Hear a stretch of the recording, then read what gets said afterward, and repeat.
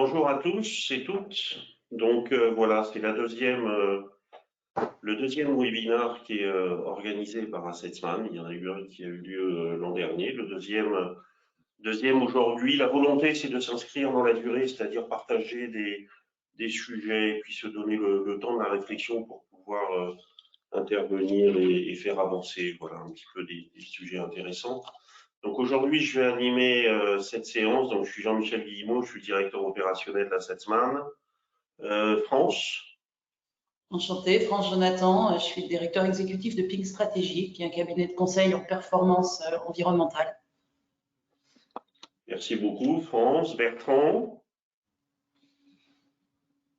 Alors je pense que Bertrand va arriver, il est en connexion. Et Jean-Bernard. Oui, bonjour. Donc moi je suis Jean-Bernard Bionafine, je suis en charge pour le groupe Veolia de la gestion d'actifs. Donc groupe Veolia qui se positionne comme l'entreprise de référence de la transformation écologique et en partenaire de différents acteurs. Merci beaucoup. Bertrand. Bonjour.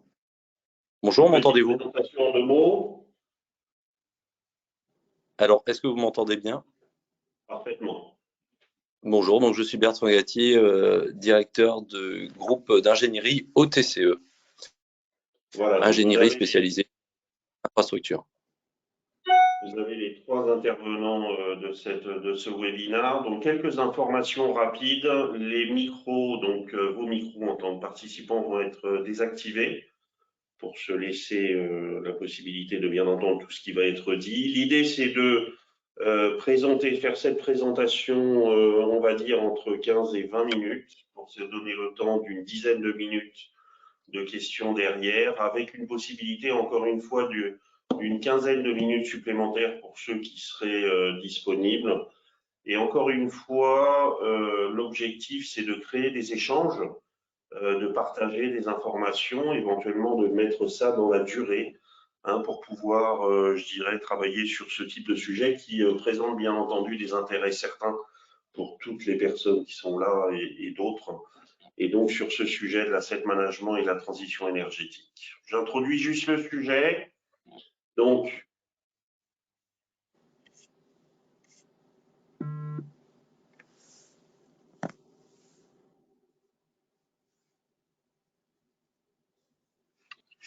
il existe. Vous m'entendez bien?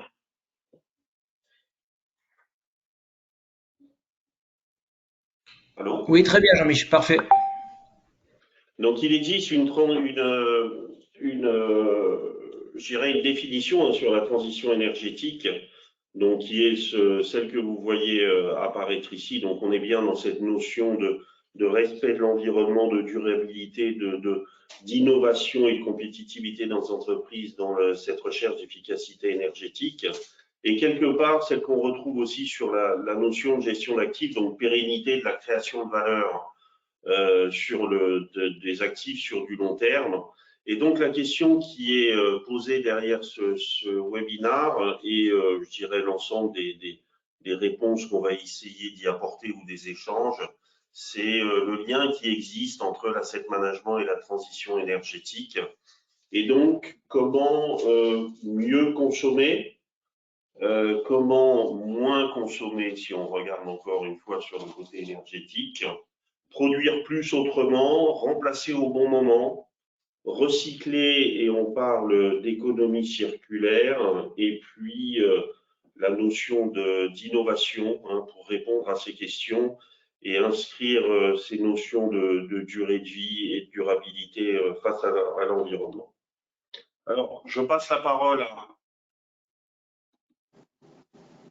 à France. Donc rapidement, pourquoi est-ce que la gestion d'actifs doit s'inscrire dans le développement durable? Si on prend les trois volets du développement durable, qui sont l'écologie, l'économie et le social, pour s'inscrire dans du développement durable, il faut avoir ces trois volets.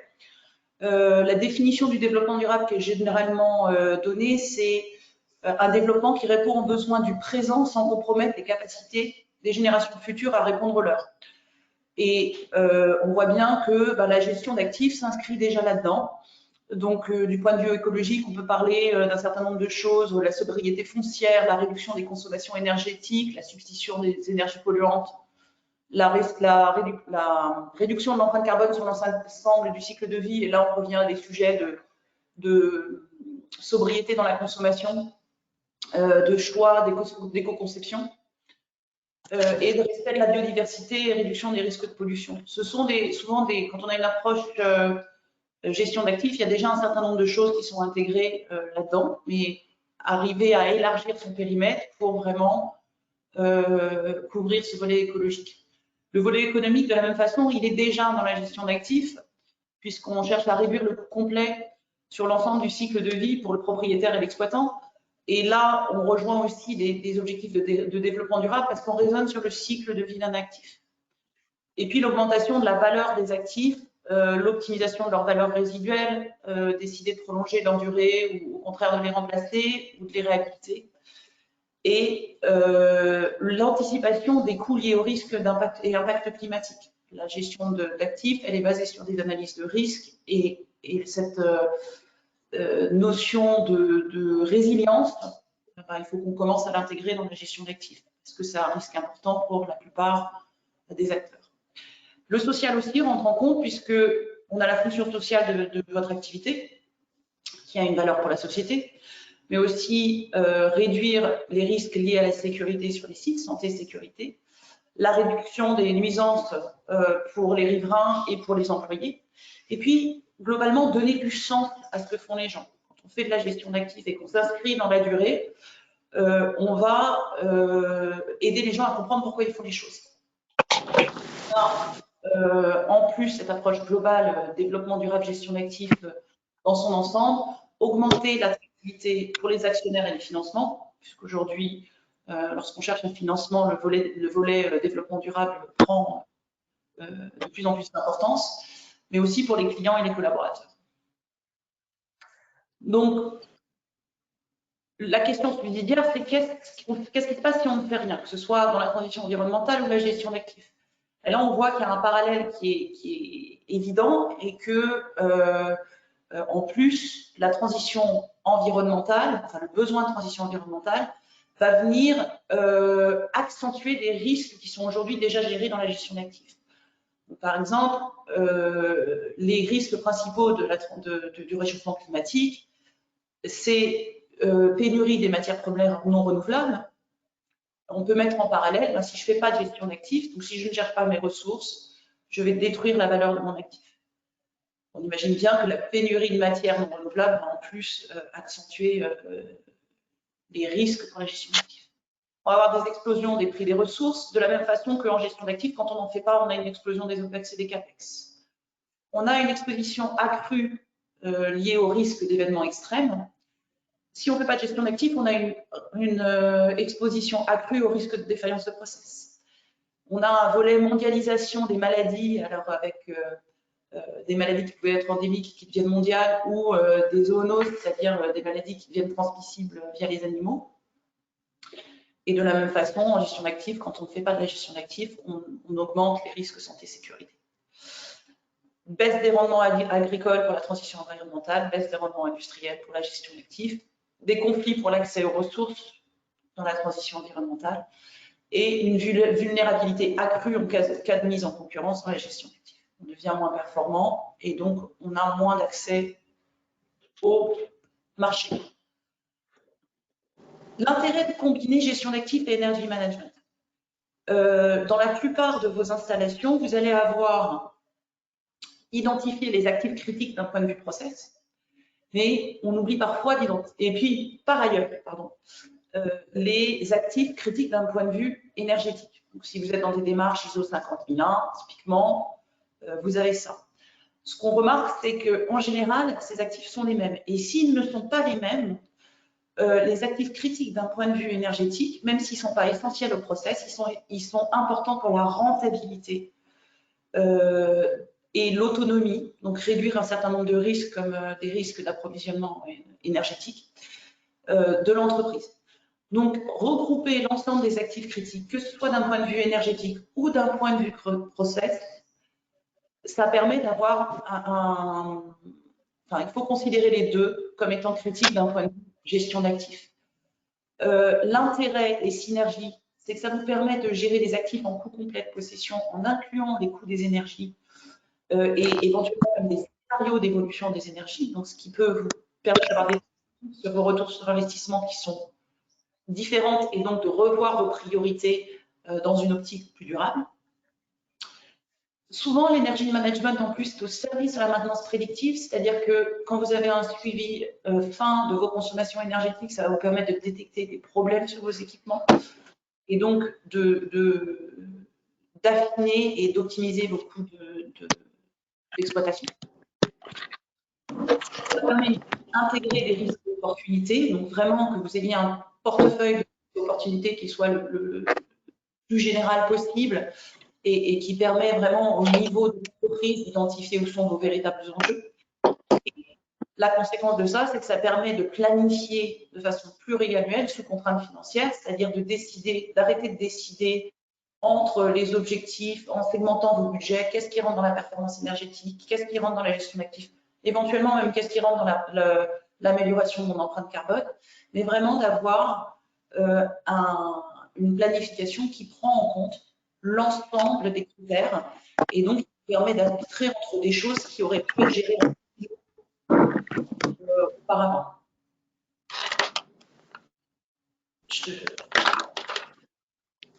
Enfin, globalement, les enjeux de la transition énergétique, il y en a trois majeurs. La contribution au développement durable, donc c'est remplacer les énergies non renouvelables par des énergies renouvelables.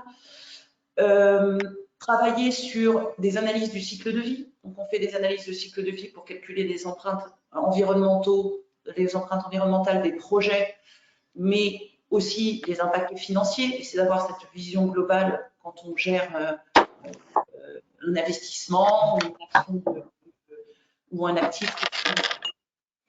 Augmenter la résilience et la gestion des risques, anticiper mieux les risques et s'inscrire encore une fois dans la durée avec leur évolution. Et enfin, planifier à long terme dans une optique de durabilité. Le deuxième aspect, c'est l'autonomie. On sait qu'aujourd'hui, on a une faible visibilité sur les prix de marché de l'énergie, l'accessibilité à cette énergie. Et donc, de développer son autonomie sur site, ça permet d'avoir une indépendance et de stabiliser ces prix de revient. Réduire les risques de perte de connexion réseau. Souvent, vous n'êtes pas en installation classée prioritaire. Qu'est-ce qui se passe si lors d'un événement climatique majeur ou autre, si vous perdez la connexion réseau? Est-ce que vous allez réussir à maintenir votre activité et combien de temps? Développer des méthodes collaboratives et des compétences en interne. C'est vraiment arriver à devenir autonome en faisant dialoguer en interne les services et en développant des compétences et des réseaux qui vous permettent d'avoir vos propres éclairages sur les sujets. Et enfin, l'intégration dans les territoires, ça je la mets dans l'autonomie parce que c'est une autonomie locale, mais ne jamais oublier que vous êtes entouré de gens qui ont aussi ce genre de problématiques et avec lesquels vous pouvez et vous devez collaborer pour améliorer dégager des opportunités de projet. Et le dernier point, c'est la sobriété et la rentabilité. Et je mets clairement les deux ensemble parce que quand on est sobre, en général, on est plus rentable. Donc, optimisation des CAPEX avec des approches en total cost of ownership, donc complète. Réduction des consommations, efficacité, réduction des pertes, récupération de la chaleur fatale, on peut en imaginer beaucoup d'autres. Réduction des OPEX, donc coût de l'énergie, dépenses de maintenance, et respect d'un certain nombre d'objectifs réglementaires, dont le décret tertiaire. Et là, je vais passer la parole à Bertrand, qui va vous en parler un peu plus. Merci beaucoup, France. Bertrand. Merci France, merci Jean-Michel, bonjour à tous.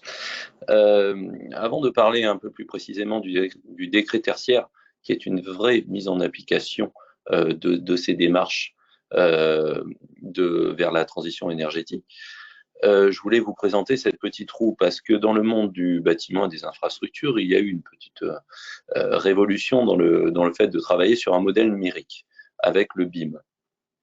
Et ce modèle numérique, tel qu'il est présenté là, il est présenté sous la forme d'un cycle. Et ça, c'est très intéressant. C'est-à-dire que le but de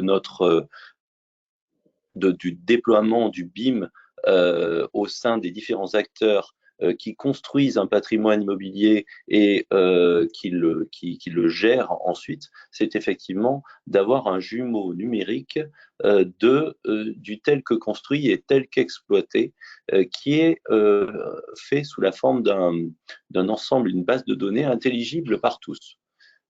Et ce jumeau numérique, il a différents niveaux de définition en fonction de est-ce que c'est un bâtiment qui est en gestation, qui est dans un niveau de programmation, ou est-ce que c'est un bâtiment qui est construit.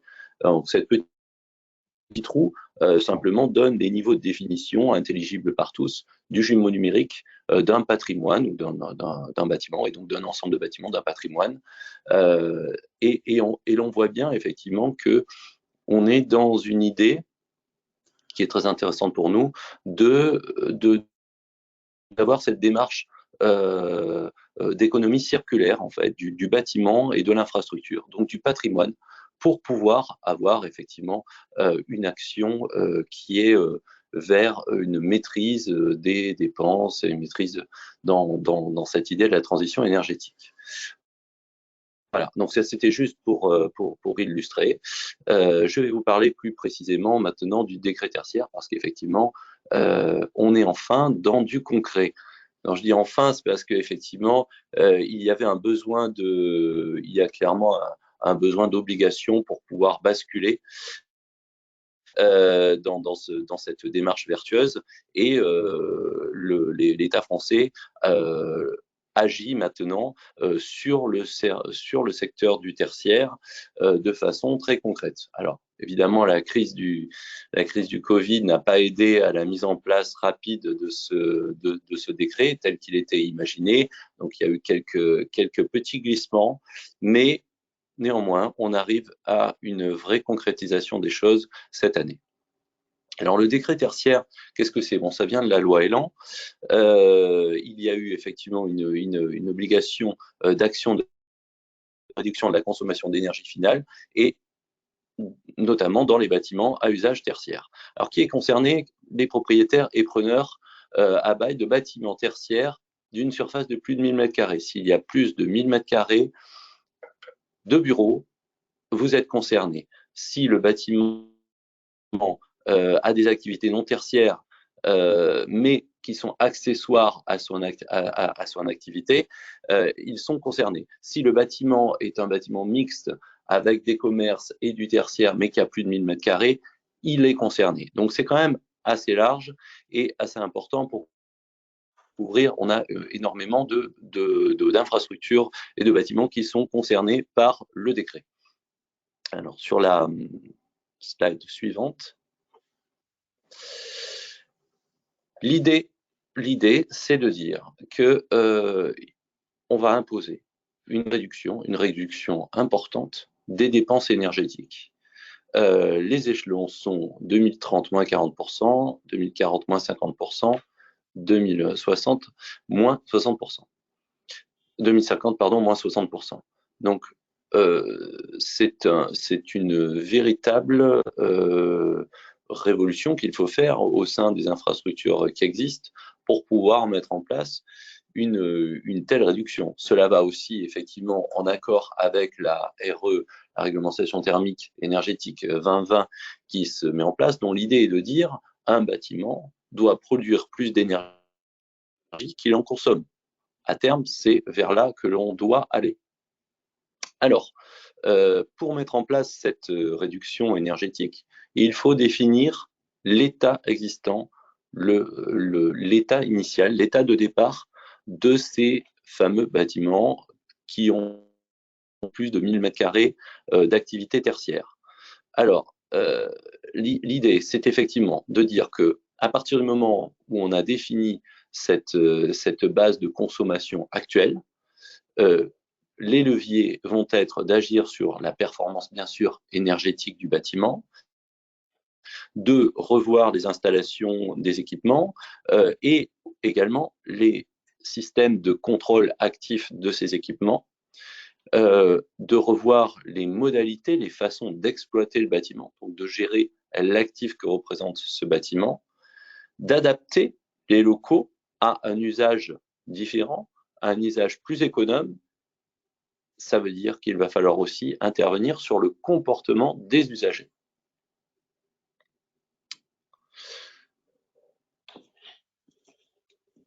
Ce qui est important de préciser, c'est que tout ça va se faire de façon officialisée, puisqu'il s'agit de déclarer un état du patrimoine existant dans sa consommation énergétique actuelle. Donc l'État met en place une plateforme numérique de déclaration pour tout propriétaire ou utilisateur bailleur d'un bâtiment de tertiaire. Cette plateforme, alors bon, l'enjeu c'était de le démarrer en 2020, ça a été en 2021, pardon.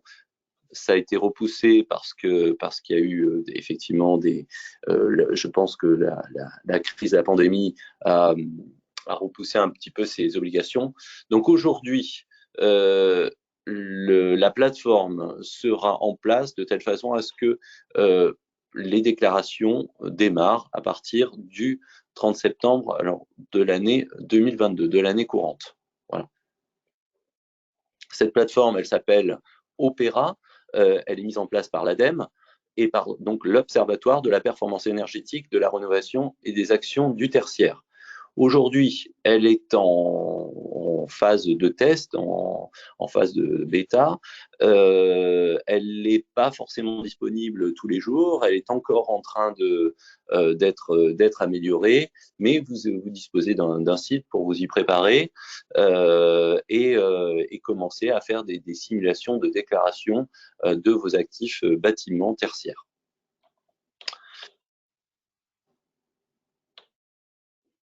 Merci beaucoup, Bertrand. Jean-Bernard ? Oui, merci. Donc, je vais essayer de faire court et simplement, sur la base de ce que viennent donc de nous expliquer Bertrand et France, hein, qui posent vraiment les choses, juste remettre dans le contexte d'un grand groupe industriel ce que ça veut dire aussi et pourquoi la gestion d'actifs est vraiment au cœur de tout ça. Donc, vous n'avez pas été sans savoir que Veolia aujourd'hui, par l'actualité récente, et donc l'acquisition de Suez devient vraiment la grosse entreprise partenaire de la transformation écologique.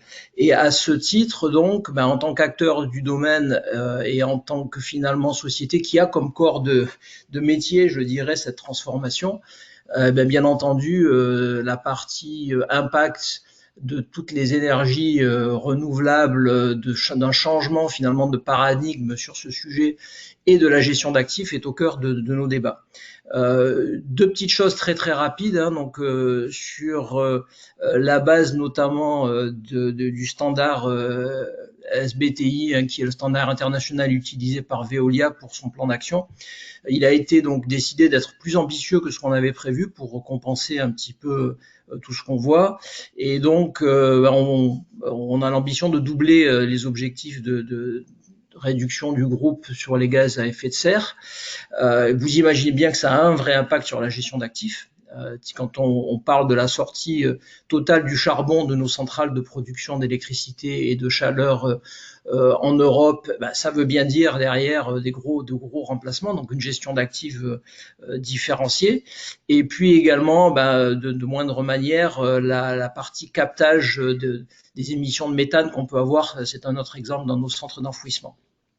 Donc pourquoi ça c'est important? Parce que si on regarde le slide juste suivant, on se rend compte que finalement, voilà, merci Jean-Michel, on se rend compte que finalement pour atteindre les objectifs récents de la COP et notamment tenir les 1,5 degrés donc d'augmentation, la sobriété énergétique, l'efficacité énergétique, c'est bien, mais on voit que ça a un impact. Alors, très important parce que c'est l'impact souvent qu'on peut en premier attaquer en tant que citoyen et l'impact de proximité dans nos actions. Mais on voit aussi que quand on attaque le gros, les énergies renouvelables ou mettre des combustibles de substitution, on s'attaque du coup à des choses qui ont beaucoup plus d'impact, mais qui en termes de gestion d'actifs sont aussi plus difficiles à mettre en œuvre. Et donc, pour faire très vite sur le dernier slide, eh bien, en fait, ce qu'on voit, nous, avec cette arrivée finalement et ce changement d'attitude, c'est qu'on a vraiment la décarbonation qui est vraiment un critère de nos choix d'investissement, un critère des choix d'investissement des actionnaires du groupe, un critère d'investissement dans les décisions qui sont prises et typiquement quelque chose qui est de plus en plus considéré maintenant et qui va l'être de plus en plus dans les années qui viennent, dans les décisions qui sont prises autour de la gestion d'actifs. Je ne rentre pas dans les détails du petit schéma que vous trouvez en dessous, mais c'est un schéma en fait qui montre les adhérences internes et externes de Veolia donc sur ce sujet de décarbonation et de transition énergétique. Mais ce qui est important, c'est qu'on voit bien qu'on a au centre de ce sujet nos actifs. Et donc, qui dit nos actifs, dit une gestion d'actifs avec tous les principes qu'a évoqué France tout à l'heure et auxquels on souscrit totalement, puisque c'est vraiment des principes de bon sens. On est bien obligé de regarder dans cette gestion d'actifs sur des axes qu'on n'avait pas trop considérés jusqu'à présent, l'axe de la résilience par exemple. Même si c'était intuitif, la gestion d'actifs s'étend vraiment en tout cas dans notre groupe, à quelque chose qui va au-delà de la simple décision ou prise de décision autour du remplacement d'un équipement, puisqu'on a un critère là qui rentre vraiment en ligne de compte et qui arrive maintenant vraiment, qui fracasse tout ça, c'est comment on va faire mieux pour respecter nos différents accords et pour être sûr qu'on est à la cible de la réduction des gaz à effet de serre. Voilà. Donc, in a nutshell, si je peux dire, voilà un petit peu ce que je voulais vous dire sur cette gestion d'actifs et sur l'impact que peut avoir la transition énergétique. Merci beaucoup, Jean-Bernard. Écoutez, c'était vraiment très, très riche comme présentation. On ouvre les micros à partir de maintenant. Donc voilà, si vous parlez, tout le monde vous entend. Et puis, bien évidemment, les questions sont les bienvenues.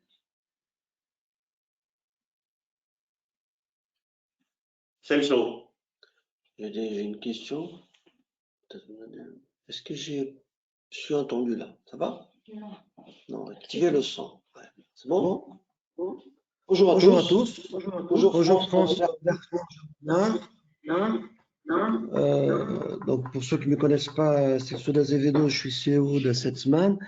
J'ai plusieurs questions parce que j'ai trouvé fort intéressant toutes les trois présentations. J'ai une question très générale et puis éventuellement si j'ai le temps, il faut donner le temps aux autres à poser des questions. Et une question plus spécifique. Est-ce que finalement, cette interface entre asset management et transition énergétique, je dirais plus largement l'économie circulaire, est-ce que l'asset management, avant d'être un acteur plein de l'économie circulaire, est-ce qu'il n'a pas un rôle à jouer de balise vers cet objectif? Quand je dis ça, j'ai entendu France parler d'enjeux d'économie circulaire, de la sobriété de la consommation, de l'éco-conception, mais la planète n'y est pas encore. Est-ce que l'asset management, par ces concepts, ne serait pas un acteur davantage en tant que baliseur de l'objectif que de l'objectif lui-même? Je ne sais pas si je me fais comprendre. Qui peut me répondre? Merci. Je serais ravie. Pour moi, l'asset management a une force indéniable, qui est qu'à partir du moment où on en fait, on commence à aborder l'actif d'un point de vue des risques et opportunités.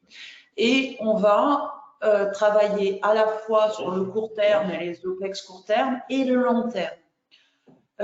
Sur l'ensemble du cycle de vie, voilà. Donc, je pense que la gestion d'actifs par ces méthodes a tout pour devenir une pratique holistique qui permet de couvrir l'ensemble des éléments du développement durable. Par contre, ça veut dire qu'aujourd'hui, on a souvent des approches qui sont un peu silotées, notamment avec la transition énergétique, mais on peut imaginer aussi avec la sécurité, santé-sécurité, avec l'environnement, et que le désilotage sera bénéfique à l'entreprise. On est dans des situations souvent où les budgets eux-mêmes sont silotés et donc on n'arrive pas à tirer le maximum d'un budget parce que justement il est réparti par zone budgétaire sans qu'on regarde l'ensemble des problématiques qu'il adresse. Est-ce que je réponds à ta question, Celso? Oui, tu réponds à ma question.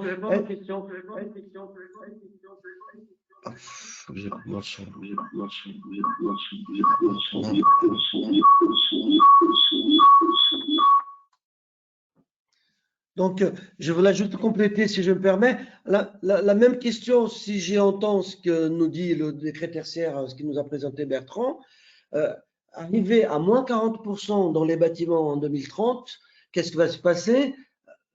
Tu as parlé, Bertrand, de l'interface Opéra. Bon, on est des latins, hein, c'est-à-dire qu'en 2029, on va tous se mettre pour faire ce qu'on n'a pas fait pendant 10 ans. Est-ce que d'ici là, est-ce que l'asset management n'est pas un levier intéressant pour les amener petit à petit dans la même logique de la question que je posais à France sur cette idée de faire la balise, hein, de ce qu'on décide, de ce qu'on décide pas, de ce qu'on investit, de ce qu'on n'investit pas. Et je vais finir avec ma question à Jean-Bernard. Jean-Bernard met la décarbonation comme un critère d'investissement de Veolia. Bravo, Veolia, bravo, ce que tu nous dis, Jean-Bernard. Or, les investissements d'actifs dans le monde représentent 5% de la base d'actifs. 95% de la base d'actifs mondiale, ce sont des actifs qui sont déjà en exploitation et en fin de vie. Donc, est-ce que, Jean-Bernard, les entreprises comme Veolia, mais je ne t'embête pas, est-ce que plus qu'un critère d'investissement, ça ne deviendrait pas par hasard un critère d'exploitation? Parce que 95% des actifs sont en exploitation, ils ne sont pas objets d'investissement. Merci. Peut-être je commence du coup. Oui, vas-y Bertrand. Alors, oui, effectivement, le problème qu'a soulevé France, c'est ces silos. C'est effectivement dans cette démarche que l'on voit, chacun intervient. Il y a des acteurs un petit peu dans tous les domaines de cette évidemment économie circulaire de l'actif de façon générale. Mais ce qui est très difficile, effectivement, c'est de pouvoir faire ce cycle de façon intelligible, coordonnée, et avec une vraie efficacité globale. Pour autant, il faut pas baisser les bras, et je crois qu'il y a des phénomènes qui peuvent nous permettre de voir de faire sauter ces silos. Et effectivement, l'asset management en fait partie, puisqu'on le retrouve finalement. Je pense qu'il est plus que s'il est déployé. Il peut tout à fait être déployé de façon globale et permettre justement cette rotation, ce cycle, d'intervenir un petit peu partout dans le cycle de vie en fait de l'actif. Voilà, pour être clair. Et aujourd'hui, effectivement, on doit travailler à prolonger principalement les durées de vie des actifs, mieux les réutiliser, les réemployer. Pour être vertueux et pas se dire je jette tout ce que j'ai, je reconstruis, je repars à neuf, etc. Alors, il y a des phénomènes disruptifs dont on peut se servir. Dans le bâtiment et les infrastructures, il y a la mise en place du BIM, de ce fameux jumeau numérique. Cette base de données, en fait, qui est la représentation de ce qui est construit, ou de ce qui va être construit, ou de ce qui va être réutilisé. Donc, forcément, cette base de données, puisqu'elle doit être utilisée par tous les acteurs qui sont dans différents stades de cette économie circulaire de l'actif, elle peut servir justement à faire sortir les silos, et du coup, nous y travaillons. Alors, mettre en place ce décret tertiaire, c'est bien, il faut aussi se servir des actions qui sont faites, des actions gouvernementales, des actions dans les territoires qui sont faites pour pouvoir faire sauter ces silos. Donc évidemment, ce décret tertiaire, il va mettre en relation les gens de la construction avec les gens de l'exploitation. et dans le domaine des bâtiments, de l'entretien des bâtiments, des créations des bâtiments tertiaires, ce sont deux mondes complètement séparés. Alors, mon groupe d'ingénierie travaille dans ces deux domaines, mais on voit bien que chez les décideurs, le monde de l'exploitation et le monde de la construction ne se parlent pas, ils ne sont même pas organisés ensemble. Ce sont des services qui sont quasiment toujours séparés. Donc nous travaillons effectivement à faire ce lien et il y a énormément d'efficacité à gagner là-dedans. Jean-Bernard, juste avant de te laisser la parole pour répondre, Guy Marquier, je avait un commentaire. Guy? Oui, est-ce que vous m'entendez? Voilà. Alors, contrairement à ce que tu dis, je voulais pas me limiter à un commentaire, mais à deux commentaires, si tu me permets, Jean-Michel. Il y a beaucoup d'échos, je sais pas. Voilà, ça semble aller mieux. D'abord, une remarque sur ce qu'a expliqué France. Le développement durable, pour moi, n'est pas ou n'a pas un scope suffisamment large. Pour moi, le développement durable devrait permettre à chacun de se développer. Et on a par exemple, quand France écrit réduction des risques de perte de connexion réseau. Elle pensait très certainement et très justement à l'électricité, qui est un risque majeur, mais un risque beaucoup plus important que l'électricité, c'est Internet. Une société, un aéroport peut fonctionner sans électricité. Nous avons tous des groupes électrogènes. Toutes les grandes usines ont des groupes électrogènes. Par contre, on ne sait pas faire voler des avions si on n'a pas Internet. C'est quand même embêtant. Et si on perd Internet, ok, parce qu'on a perdu un serveur, etc., ça c'est de la gestion d'actifs, mais aussi on peut perdre Internet par hackage. Et ça c'est beaucoup plus grave. Et ça devrait faire partie du développement durable, parce que se faire hacker, c'est ne pas permettre à quelqu'un d'accéder à un bien commun. Et moi, j'aimerais étendre ce développement durable justement à la permission à chacun d'accéder au développement. Ça c'est un point.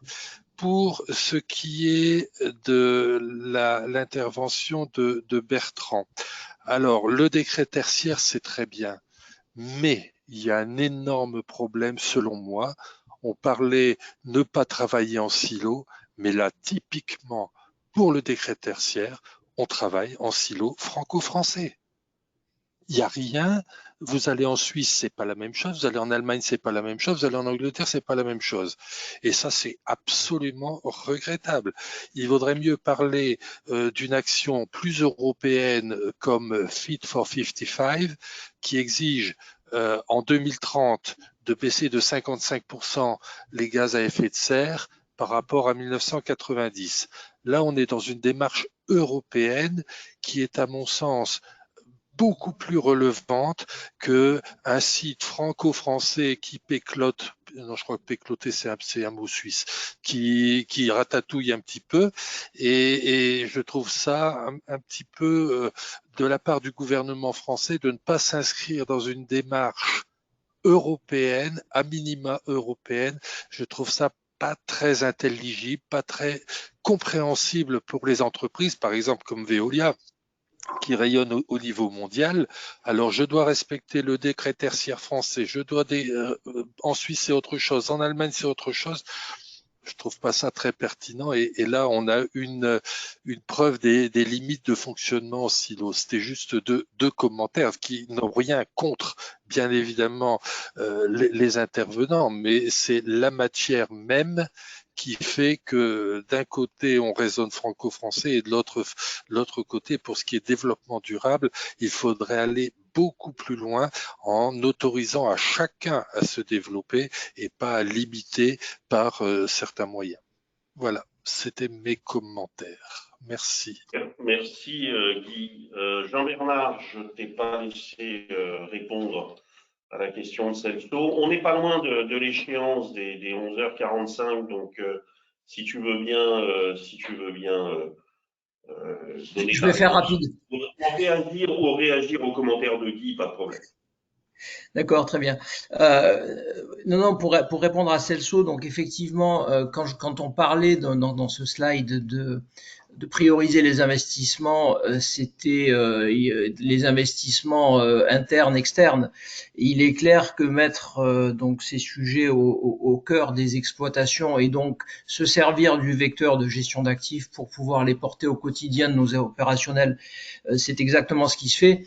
Quand aujourd'hui on investit au Moyen-Orient dans une usine de dessalement et qu'on met 15 millions de dollars pour faire produire de l'électricité sur place sur des panneaux solaires, typiquement, l'investissement ne se justifie pas par l'économie sur le prix de l'électricité, puisqu'on est au Moyen-Orient et l'électricité n'est pas si chère.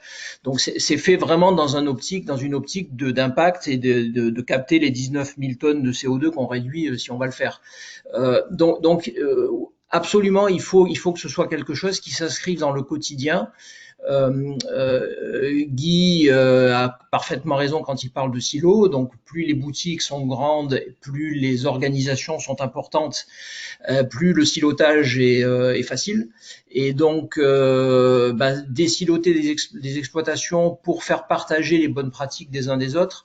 Investir aussi dans du recyclage ou mettre à disposition de nos clients des solutions innovantes pour que eux-mêmes puissent bénéficier de l'expertise de notre groupe. C'est vraiment dans ce sens-là que on souhaite mettre ces sujets au cœur de nos réflexions. Et donc, je ne peux là encore aussi que souscrire à ce qu'a dit France. On a les mécanismes parfaits dans la gestion d'actifs lorsqu'ils sont bien maîtrisés pour faire rentrer ces paramètres qui sont des paramètres de long terme, et donc pour pouvoir vraiment activer les bons trade-offs et prendre les bonnes décisions.